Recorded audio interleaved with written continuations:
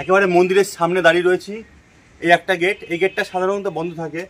আর কাজগুলো দেখুন, আর এরকম দেয়ালে বিভিন্ন দেবদেবীর ছবি রয়েছে দেখতেই পাচ্ছেন। আর ওই যে মূল মন্দিরের দেওয়ালে কিন্তু অনেক কাজ করা রয়েছে, ভিতরে গিয়েও দেখাবো। আর এই দেয়ালের ছবিগুলো, আর মেন যে গেট, মেন গেটটা দেখাচ্ছি, আসো।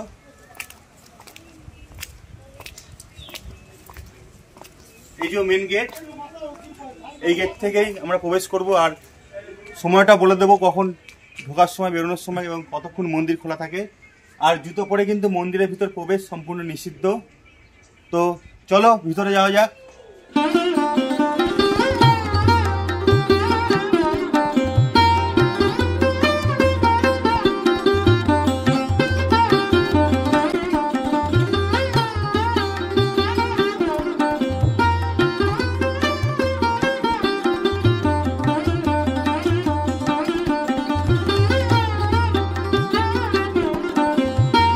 এত সুন্দর ভাস্কর্য, এত সুন্দর শিল্পীর শিল্প, এখানে আসলে মনে হবে আপনি যেন দ্বিতীয় নবদ্বীপে এসেছেন।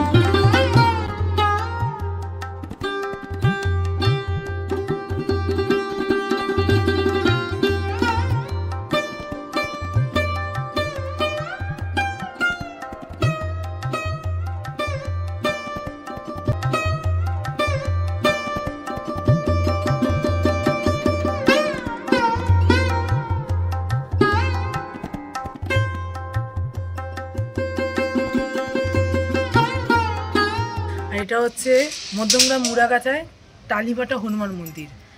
জায়গাটা জাস্ট দেখো তোমরা, কি সুন্দর মহাদেবের মূর্তি, এত সুন্দর চারদিকে, মানে যে কারুকার্যগুলো করা।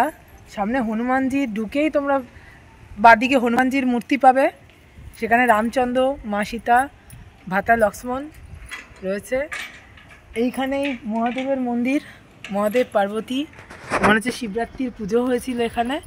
খুব সুন্দর, মানে এলাকাটা জাস্ট এত সুন্দর, এত শান্তি আর এত স্নিগ্ধ যে বলার ভাষা নেই। মন্দিরটা জাস্ট দেখো।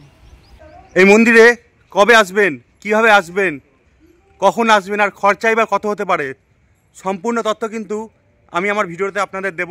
আপনারা শুধু সম্পূর্ণ ভিডিওটা দেখুন, স্কিপ না করে। দুর্দান্ত একটা মন্দির দেখতে পাচ্ছেন, সঙ্গে জলাশয় রয়েছে, পরিবেশটা অসম। সকালেও যেমন ভালো লাগছে, এখানকার দাদাদের কথা শুনে বুঝতে পারলাম বিকালে আরও বেশি সুন্দর লাগবে। এখানে যা লাইটিংয়ের ব্যবস্থা রয়েছে, এবং গরমকালে তো খুব সুন্দর জায়গাটা, এখানে বসতে পারবেন। মানে সব জায়গায় সুন্দর করে কলকা করে দেবদেবীর মূর্তি রয়েছে, গাছ বাগান রয়েছে। এই মন্দিরে কবে আসবেন? বছরের যে কোনো দিন আসতে পারেন, কারণ 365 দিনই এই মন্দির খোলা থাকে। রামনবমী, হনুমান জয়ন্তী, শিবরাত্রির দিন এখানে মহা ধুমধাম করে অনুষ্ঠান পালিত হয়। আর খরচ কত? এখানে কোনো প্রকার প্রবেশ মূল্য নেওয়া হয় না। কি দেখবেন? এখানে দেখতে পারবেন ভগবান শিবের মূর্তি, রাম সীতার মূর্তি, বজরংবলীর মূর্তি, এছাড়াও বিভিন্ন পৌরাণিক মূর্তি, যোগী মুনি ঋষিদের মূর্তি, শ্রীকৃষ্ণ শ্রী চৈতন্যদেবের মূর্তিও দেখতে পারবেন। আপনারা দেখতেই পাচ্ছেন পাথর দিয়ে খোদাই করা এই মূর্তিগুলো অপরূপ সুন্দর, চোখে পড়ার মতো। আর এখানে নজর কাড়বে সম্পূর্ণ পাথর দিয়ে তৈরি ভগবান শিবের মূর্তি। সত্যি কথা বলতে, কলকাতার এত কাছে এত সুন্দর একটা মন্দির নিজে চোখে না দেখলে বিশ্বাস করা যায় না। কিভাবে আসবেন? মেন লাইনে প্রথমে সোদপুর স্টেশনে আসবেন, সেখান থেকে বাস বা অটো করে চলে আসবেন মধ্যমগ্রামের দিকে মুড়াগাছায়। সেখান থেকেই ভ্যানে করে মাত্র 10 মিনিটে পৌঁছে যাবেন টালিভাটা মন্দিরে। এছাড়াও মধ্যমগ্রাম চৌমাথা থেকে বা মধ্যমগ্রাম স্টেশন থেকে সোদপুরের দিকে আসতেই বাদিকে পড়বে কিন্তু টালিভাটা হনুমান মন্দির।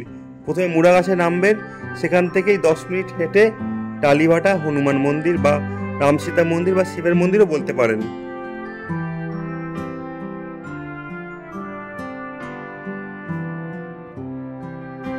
সত্যি কথা বলতে আমি অনেক মন্দিরেই ঘুরেছি, কিন্তু এই মন্দিরের মূর্তিগুলো এত সুন্দর, এত সুন্দর ভাস্কর্য। মূল ভগবানের মূর্তিগুলো ছাড়াও বাইরের দিকে এত মুনি যোগী ঋষিদের মূর্তি বা এত ভগবানের মূর্তি রয়েছে, যেগুলো খুব নিখুঁতভাবে করা হয়েছে। সচরাচর কোনো মন্দিরে কিন্তু এতগুলো মূর্তি একসঙ্গে দেখা যায় না। কেমন লাগছে? খুব ভালো লাগছে এই জায়গাটা। আমাদের গোপু সোনাও কিন্তু সঙ্গে এসছে।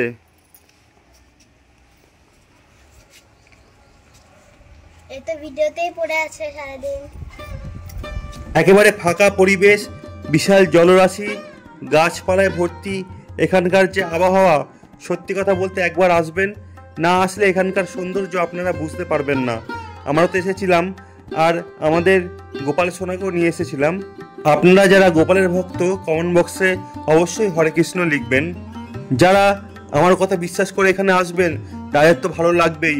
যারা আমার কথা বিশ্বাস করবেন না তারা একবার নিজে থেকে আসুন, দেখবেন বিশ্বাস হয়ে যাবে। এই জায়গাটি এত সুন্দর, মুখে বা কথায় ভাষায় প্রকাশ করা সম্ভব নয়।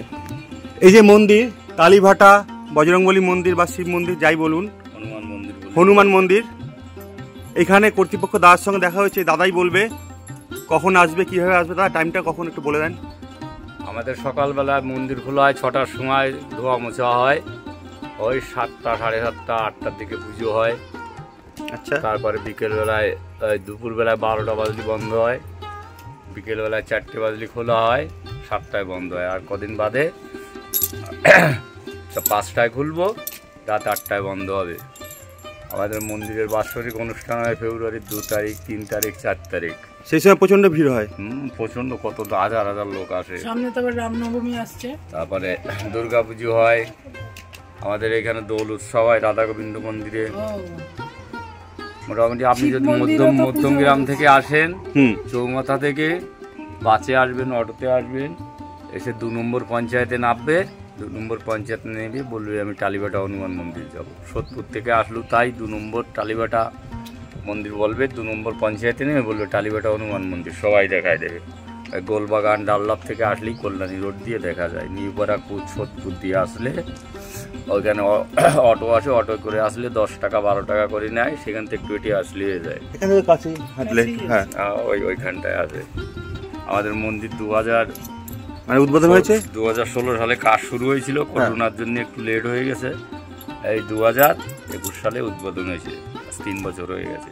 মানে জনপ্রিয়তা ভালোই অর্জন করেছে। হ্যাঁ, ঠিক আছে। দাদার নামটা? আমার নাম কৃষ্ণপদ রায়। কৃষ্ণপদ রায়, দাদাকে ধন্যবাদ আমাদের চ্যানেলের পক্ষ থেকে। তো বন্ধুরা, ভিডিওটা এতক্ষণ দেখলেন, কেমন লাগলো কমেন্ট বক্সে অবশ্যই জানাবেন। আর এই জায়গায় যদি চিন্তা আপনাদের কোনো অসুবিধা হয় কমেন্ট করবেন, আমি কিন্তু সবার সব প্রশ্নের উত্তর দিই। তো আজকের মতো এখানেই সমাপ্ত। Tata, by.